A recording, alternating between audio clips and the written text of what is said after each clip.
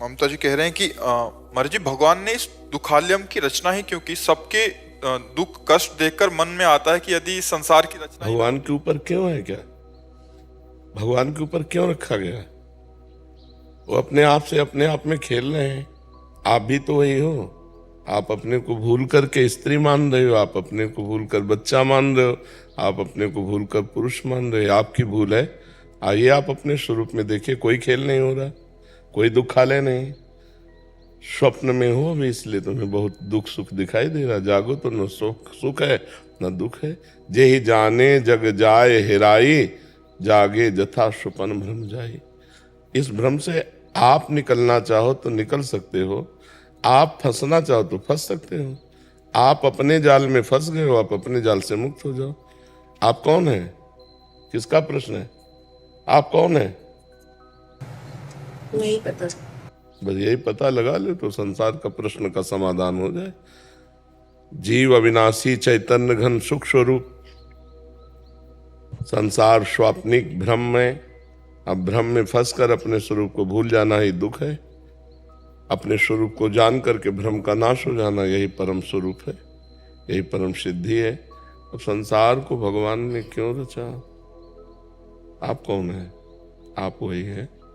तत्त्वम अश, तत्त्वम अश, तुम वही हो। अपने आप को भूल कर स्त्री और पुरुष मानकर, जगत के व्यवहार को सत्य मानकर, भोगों को सत्य मानकर इस पर भ्रमित हो रही हो, इसीलिए दुख हो रहा है। जैसे स्वप्न में किसी का गला काटा जा रहा हो तो चाहे जितना फोर्स लगा दो उसे बचा नहीं सकते आप। उसे बचाने का एक उपाय है, जगा दो। क्यों? स्वप्न में तुम्हारा गला काटा जा रहा हो, चाहे जितने बॉडीगार्ड लगा दो, चाहे जितने आप फौज लगा दो, कुछ बचा सकते हो क्या?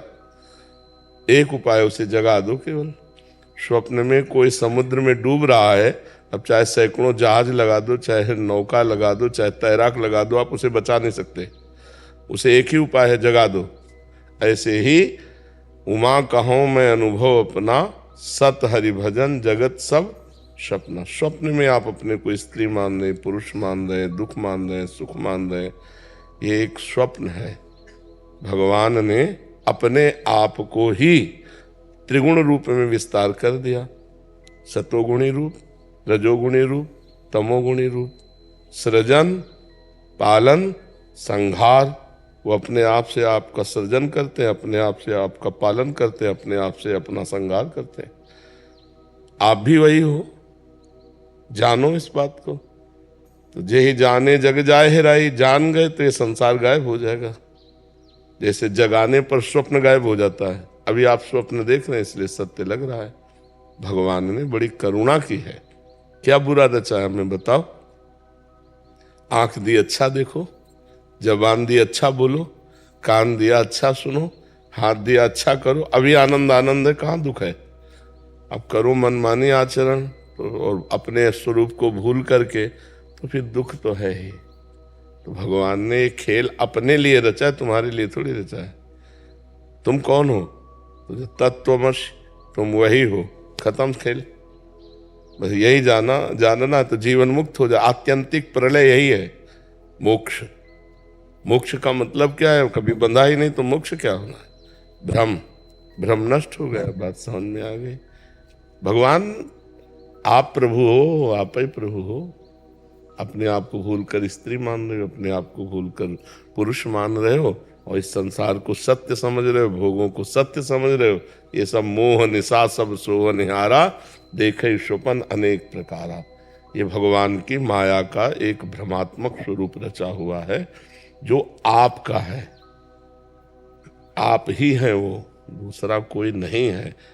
जे ही जाने जग जाए हेराई। जब जान जाओगे तो संसार का महत्व खत्म हो जाए। अभी संसार का महत्व है ना, शरीर का महत्व है ना, इसलिए जान नहीं पा रहे हो। एको ब्रह्म द्वितीयो नास्ति, दो है ही नहीं, एक है। तो आपको तो बहुत दिखाई दे रहे हैं, स्त्री पुरुष जड़ चैतन्य। तो एक मन जैसे स्वप्न में पूरी बाजार इकट्ठा कर देता है, ना सत्य होते हुए भी। जब तक जगोगे नहीं तब तक स्वप्न सत्य दिखाई देगा, और जब जगोगे तब झूठा नजर आएगा। ऐसे ही मोह में हो तो इसलिए संसार सत्य दिखाई दे रहा है। जब ज्ञान में हो गए तो एक ब्रह्म के सिवा कुछ नहीं, सर्वम खलमिदम ब्रह्म, एको ब्रह्म द्वितीयो नास्ति, दूसरा कोई नहीं। दुख की कोई गुंजाइश ही नहीं है, दुख है ही नहीं, आनंद ही आनंद है। अब आप स्वप्न में, इसलिए आपको दुख सुख का अनुभव हो रहा है। ब्रह्मभूता प्रसन्नात्मा, ब्रह्मानुभूति हो जाए तो प्रसन्नात्मा न सोचति न कांक्षति, समा सर्वेषु भूतेषु मद भक्तिम लभते पराम परा। इसीलिए तो साधना करनी है। अब साधना हो रही भोगों की, साधना हो रही विषय की, साधना हो रही संसार की, तो संसार दुख सुख मिश्रित है। ऐसा नहीं कि केवल दुख ही मिलता हो, दुख भी मिलेगा, सुख मिलेगा, दोनों झूठे, दुख सुख दोनों झूठे, सत्य कुछ नहीं, एक भ्रम है। बोले इतना सुख भोगा, कुछ है तुम्हारे पास सुख नाम की चीज कि मेरे को ये सुख मिला? फिर वही अतृप्ति, फिर वही खालीपना, फिर वही अकेलापना, फिर एक खोज नए सुख की। तो मन जिस सुख को खोज रहा है वो तुम्हारा ही सुख है। तुम अविनाशी भगवान के अंश हो, अर्थात भगवत स्वरूप हो, वो भगवत स्वरूप सुख हो, और तुम अपने स्वरूप को भूलकर स्त्री मानकर पार्थिव भोगों में, तो कैसे सवाल का हल होगा? सवाल का हल तो साधना से होगा। नहीं, भगवान ने कुछ बुरा नहीं रचा, बहुत अच्छा रचा है भगवान ने। देखो ना, सूर्य रचा, चंद्रमा रचा, कितनी बढ़िया रचना की, आंख दिए, नाक दिए, कान दिए। अब इनका हम दुरुपयोग करोगे तो फिर दुख भोगना पड़ेगा, सदुपयोग करो तो अभी आनंद है। आप मनाओगे भगवान बड़ी कृपा करके ये रचना रची, कितना आनंद में है। गुलाब जामुन खाती हो, गलत रचा भगवान ने। अब 50 गुलाब जामुन पा जाओ, गलत हो जाएगा ना। हाँ, तो अगर हम उचित व्यवस्था के साथ इस संसार को भगवान का बगीचा मानकर उचित व्यवहार करें तो दुख न रहे। अच्छा बताओ, अगर भारत सरकार में ये दंड विधान ना हो तो सरकार अधूरी है कि नहीं है? अधूरी। भला कोई शासन में रहेगा दंड विधान ना हो तो? जरूरी है, दंड विधान जरूरी है ना। तो ऐसे वही हमारी सुरक्षा में है। अभी आप उनसे सुरक्षा मांगे, आपको सुरक्षा दे देंगे, और आप गलत करोगे तो मार डंडे आपको अंदर कर देंगे। तो भगवान हमारी सुरक्षा में भी है। जब हम गलत करते हैं तो वही दुख रूप आ जाते हैं, और जब सही करते हैं तो वही सुख रूप आ जाते हैं। और जब ज्ञान हो जाता है तो न दुख न सुख, अखंड प्रसन्नता बनी रहती है। तो ऊपर उठो, नाम जप करो, भगवान के पावन चरित्र सुनो और संयम से रहो।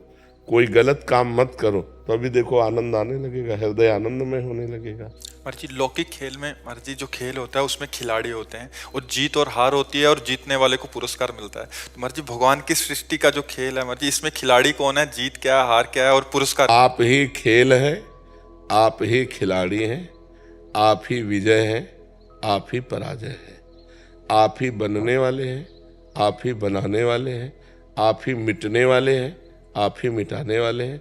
कुछ द्वैत है नहीं, दूसरा है नहीं। अब कैसे समझावे? अब ये बात समझाने की तब हो जब साधना हो।